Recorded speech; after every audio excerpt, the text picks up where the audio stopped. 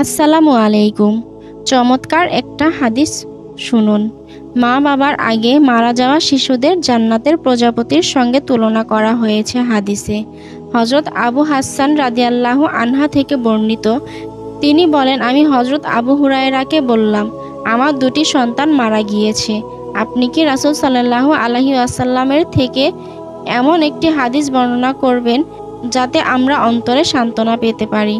তখন আবু হুরায়রা রাদিয়াল্লাহু আনহা বললেন, হ্যাঁ, আমি নবীজিকে বলতে শুনেছি, ছোট বয়সে মৃত্যুবরণকারী সন্তানেরা জান্নাতে প্রজাপতির মতো। তাদের কেউ যখন পিতা কিংবা পিতামাতা উভয়ের সঙ্গে মিলিত হবে, তখন তার পরিধানের কাপড় কিংবা হাত ধরবে, যেভাবে এখন আমি তোমার কাপড়ের আঁচল ধরেছি। এরপর সেই কাপড় কিংবা তার হাত আর পরিত্যাগ করবে না, যতক্ষণ পর্যন্ত আল্লাহ তাআলা তাকে তার মা বাবা সহ জান্নাতে প্রবেশ না করাবেন। সুবহানাল্লাহ। আমাদের চ্যানেলটি প্লিজ সাবস্ক্রাইব করবেন এবং পাশে থাকা বেল আইকনটি প্রেস করবেন।